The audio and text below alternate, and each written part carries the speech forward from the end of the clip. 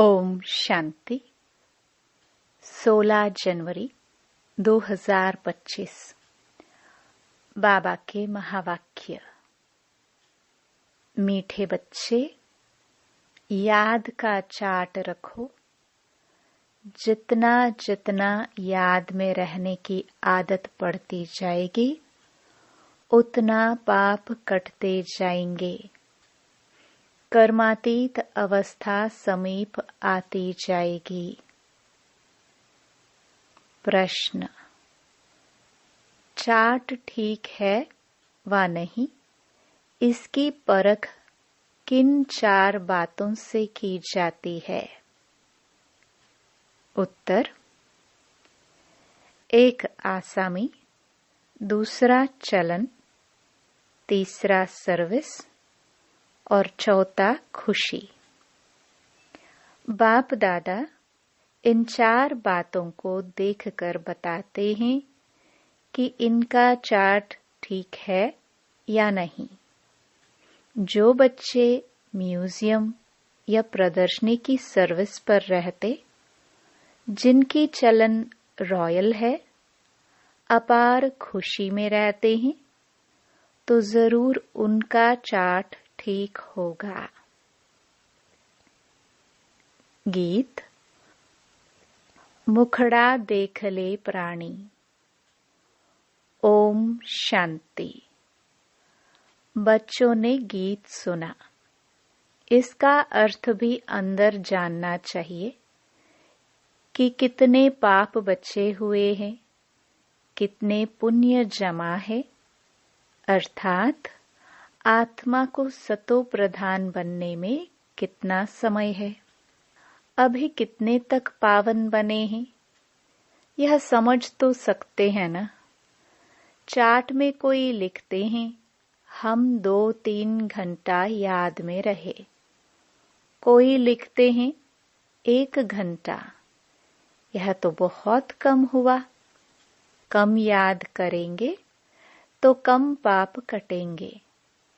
अभी तो पाप बहुत है ना, जो कटे नहीं है। आत्मा को ही प्राणी कहा जाता है। तो अब बाप कहते हैं, हे आत्मा, अपने से पूछो, इस हिसाब से कितने पाप कटे होंगे। चार्ट से मालूम पड़ता है हम कितना पुण्य आत्मा बने हैं। यह तो बाप ने समझाया है। कर्मातीत अवस्था अंत में होगी। याद करते करते आदत पड़ जाएगी, तो फिर ज्यादा पाप कटने लगेंगे। अपनी जांच करनी है, हम कितना बाप की याद में रहते हैं। इसमें गप मारने की बात नहीं, यह तो अपनी जांच करनी होती है। बाबा को अपना चार्ट लिख कर देंगे तो बाबा झट बताएंगे कि यह चार्ट ठीक है व नहीं। आसामी, चलन, सर्विस और खुशी को देख बाबा झट समझ जाते हैं कि इनका चार्ट कैसा है। घड़ी घड़ी याद किनको रहती होगी? जो म्यूजियम अथवा प्रदर्शनी की सर्विस में रहते हैं। म्यूजियम में तो सारा दिन आना जाना रहता है। दिल्ली में तो बहुत आते रहेंगे। घड़ी घड़ी बाप का परिचय देना पड़ता है। समझो, किसको तुम कहते हो? विनाश में बाकी थोड़े वर्ष हैं। कहते हैं यह कैसे हो सकता है? फट से कहना चाहिए, यह कोई हम थोड़े बताते हैं। भगवानुवाच है ना। भगवानुवाच तो जरूर सत्य ही होगा ना। इसलिए बाप समझाते हैं, घड़ी घड़ी बोलो, यह शिव बाबा की श्रीमत है। हम नहीं कहते, श्रीमत उनकी है। वह है ही ट्रुथ। पहले पहले तो बाप का परिचय जरूर देना पड़ता है। इसलिए बाबा ने कहा है, हर एक चित्र में लिख दो शिव भगवान वाच। वह तो एक्यूरेट ही बताएंगे। हम थोड़े ही जानते थे, बाबा ने बताया है तब हम कहते हैं। कभी कभी अखबार में भी डालते हैं, फलाने ने भविष्यवाणी की है कि विनाश जल्दी होगा। अब तुम तो हो बेहद बाप के बच्चे। प्रजापिता ब्रह्मा कुमार कुमारियां तो बेहद के हैं ना। तुम बताएंगे हम बेहद बाप के बच्चे हैं। वही पतित पावन ज्ञान का सागर है। पहले यह बात समझाकर पक्का कर फिर आगे बढ़ना चाहिए। शिव बाबा ने यह कहा है, यादव कौरव आदि विनाश काले विपरीत बुद्धि। शिव बाबा का नाम लेते रहेंगे तो इसमें बच्चों का भी कल्याण है। शिव बाबा को ही याद करते रहेंगे। बाप ने जो तुमको समझाया है वह तुम फिर औरों को समझाते रहो तो सर्विस करने वालों का चार्ट अच्छा रहता होगा। सारे दिन में 8 घंटा सर्विस में बिजी रहते हैं, करके 1 घंटा रेस्ट लेते होंगे। फिर भी 7 घंटे तो सर्विस में रहते हैं ना। तो समझना चाहिए उनके विक्रम बहुत विनाश होते होंगे। बहुतों को घड़ी घड़ी बाप का परिचय देते हैं तो जरूर ऐसे सर्विसेबल बच्चे बाप को भी प्रिय लगेंगे। बाप देखते हैं यह तो बहुतों का कल्याण करते हैं।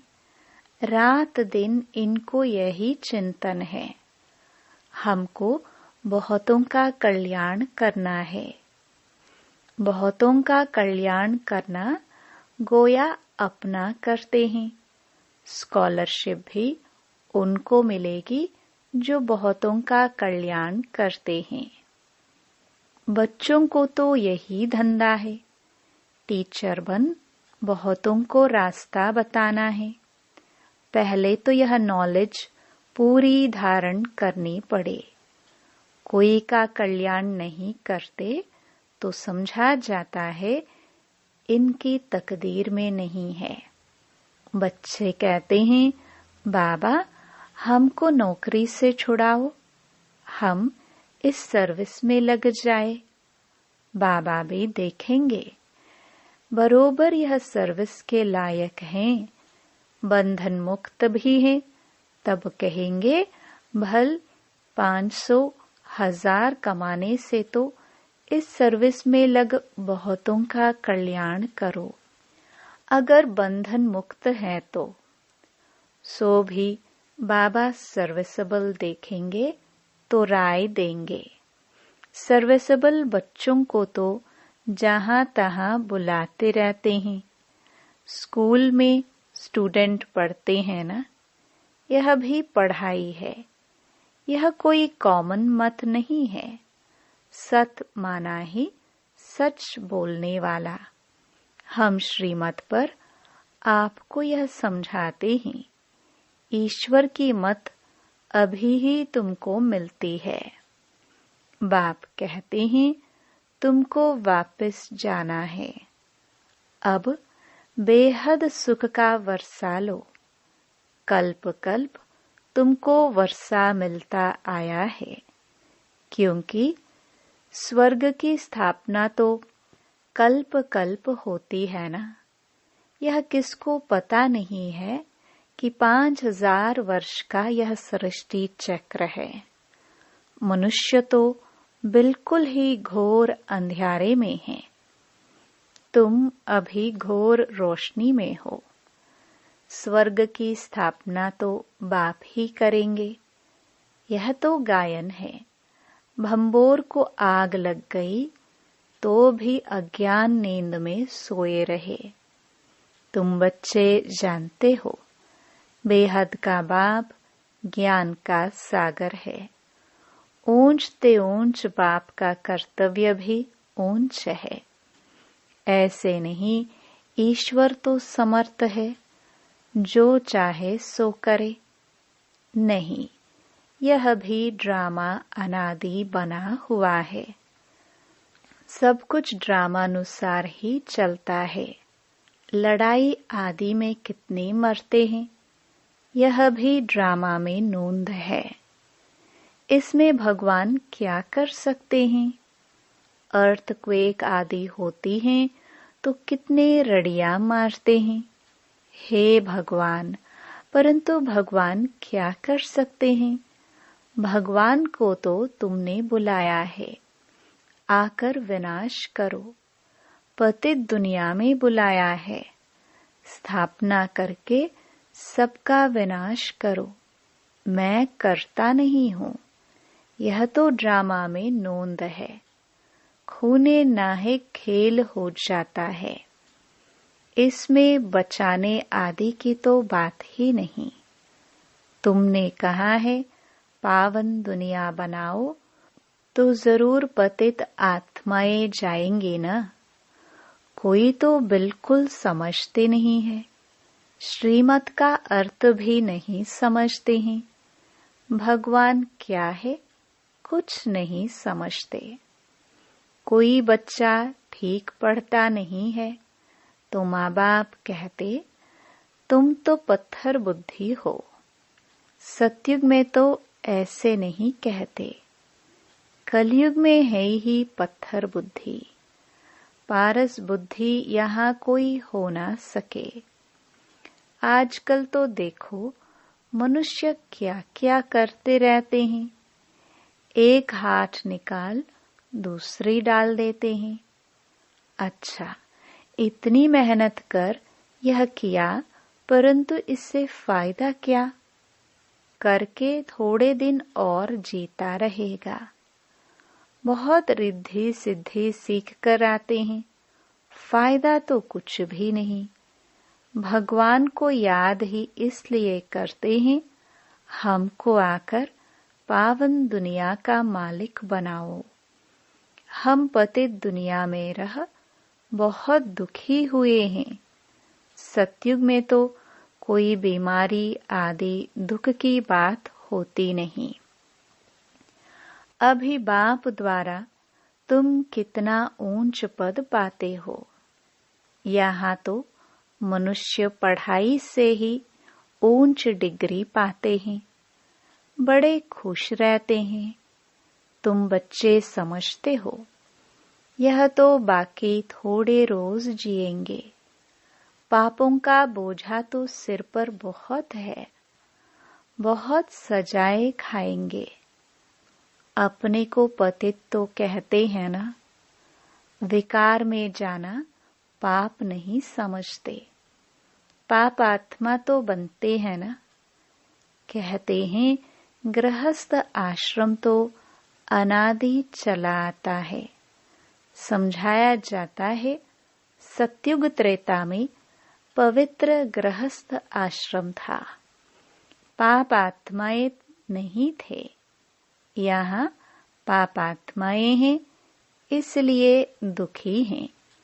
यहाँ तो अल्पकाल का सुख है। बीमार हुआ, यह मरा। मौत तो मुख खोलकर खड़ा है। अचानक हार्ट फेल हो जाते हैं। यहाँ है ही काग विष्टा समान सुख।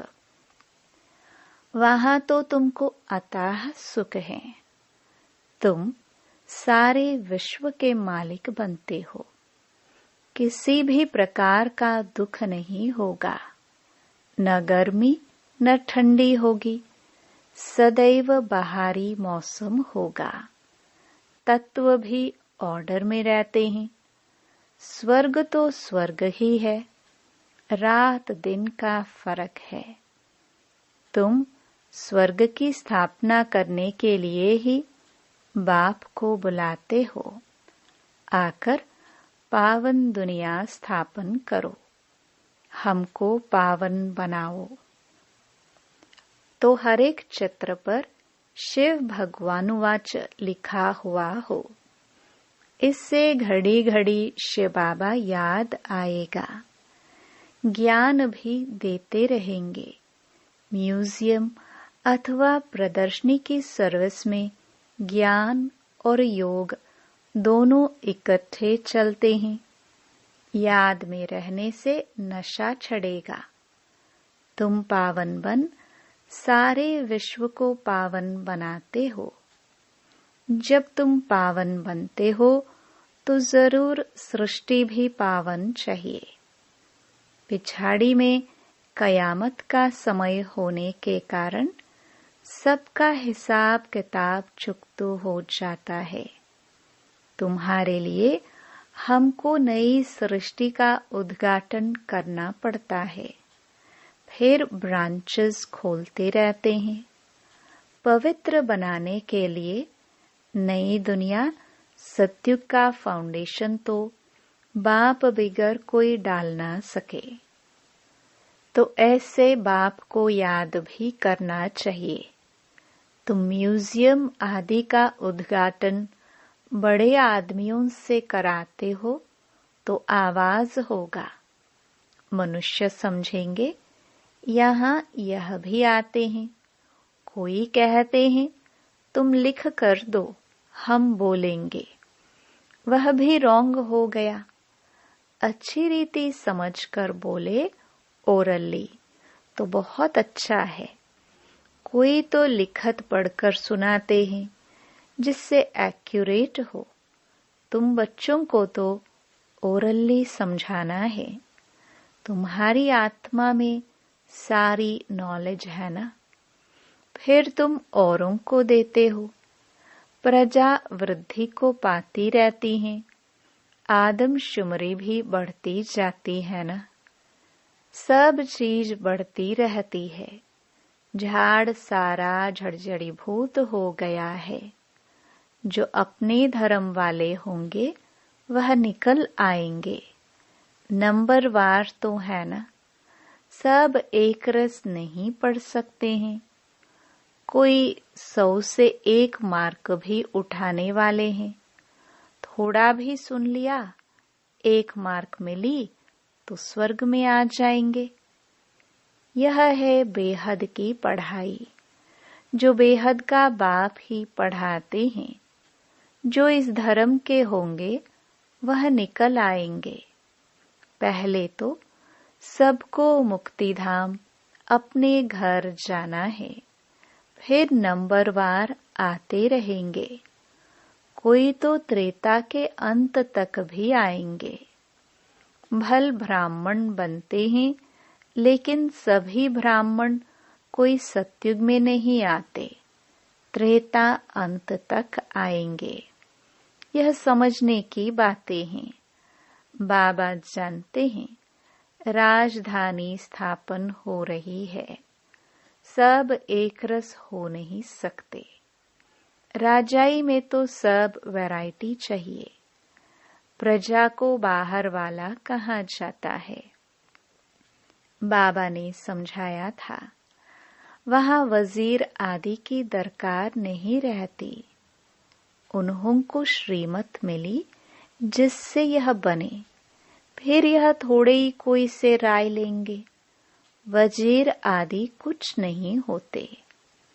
फिर जब पतित होते हैं तो एक वजीर, एक राजा रानी होते हैं। अभी तो कितने वजीर हैं। यहाँ तो पंचायती राज्य है ना। एक की मत न मिले दूसरे से। एक से दोस्ती रखो, समझाओ, काम कर देंगे। दूसरा फिर आया, उनको ख्याल में न आया तो और ही काम को बिगाड़ देंगे। एक की बुद्धि न मिले दूसरे से। वहां तो तुम्हारी सब कामनाएं पूरी हो जाती हैं। तुमने कितना दुख उठाया है। इसका नाम ही है दुखधाम। भक्ति मार्ग में कितने धक्के खाए हैं, यह भी ड्रामा। जब दुखी हो जाते हैं तब बाप आकर सुख का वर्षा देते हैं। बाप ने तुम्हारी बुद्धि कितनी खोल दी है। मनुष्य तो कह देते साहूकारों के लिए स्वर्ग है, गरीब नरक में है। तुम यथार्थ रीति जानते हो स्वर्ग किसको कहा जाता है। सत्युग में थोड़े ही कोई रहम दिल कह बुलाएंगे। यहाँ बुलाते हैं रहम करो, लिबरेट करो। बाप ही सबको शांति धाम, सुख धाम ले जाते हैं।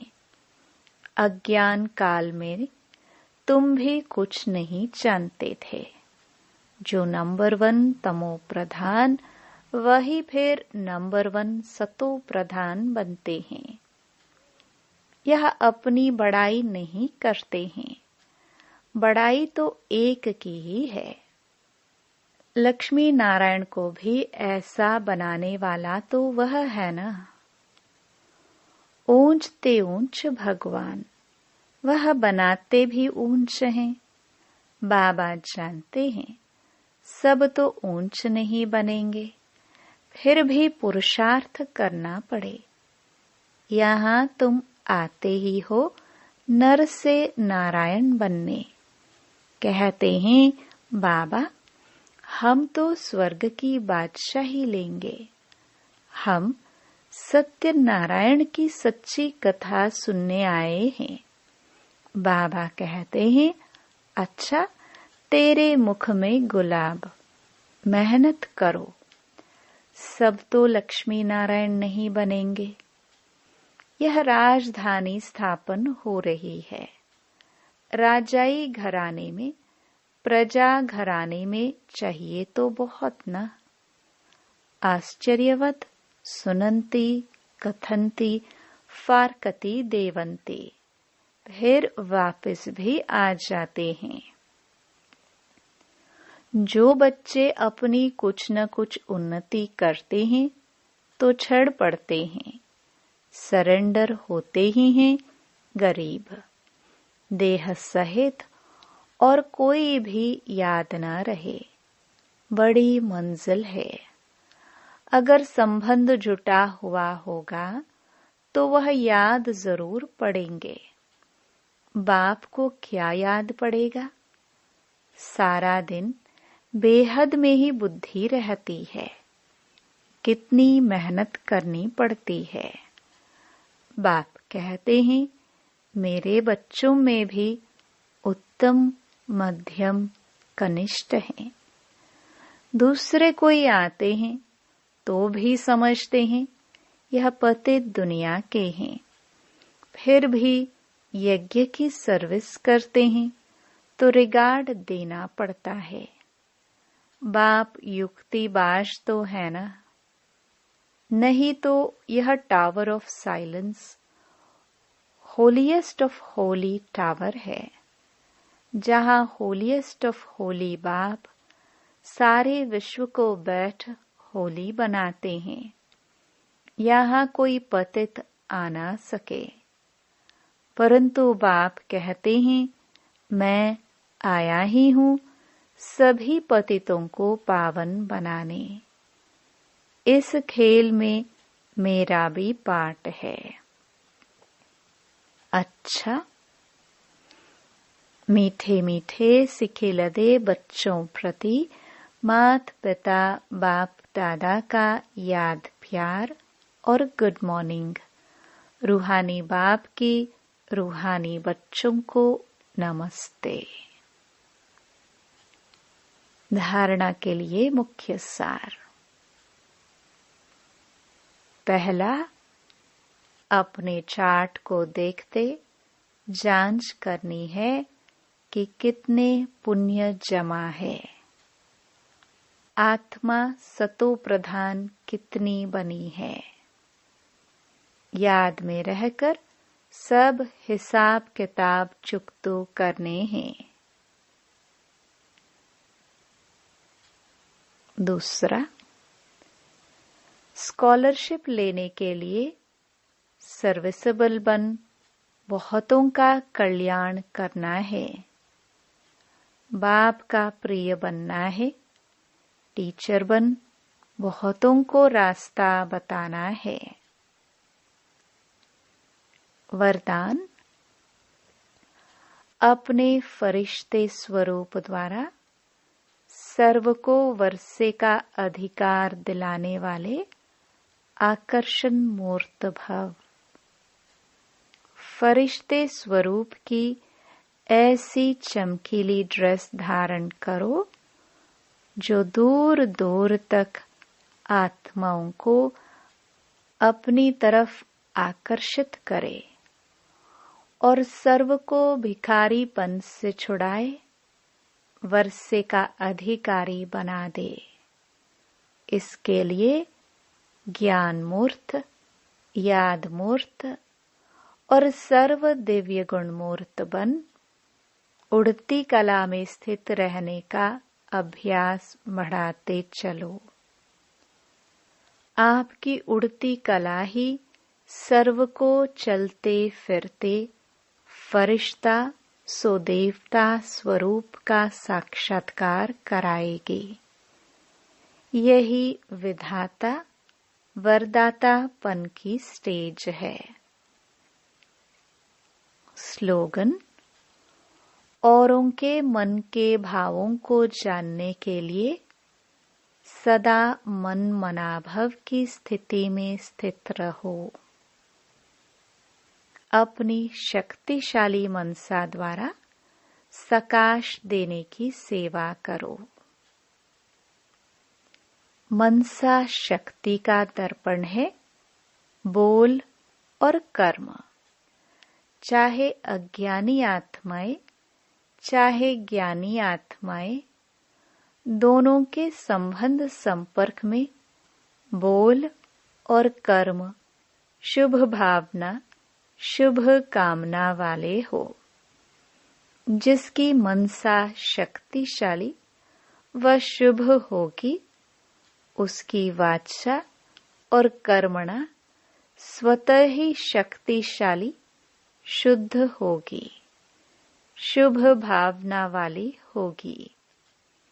मनसा शक्तिशाली अर्थात याद की शक्ति श्रेष्ठ होगी, शक्तिशाली होगी, सहज योगी होंगे। ओम शांति।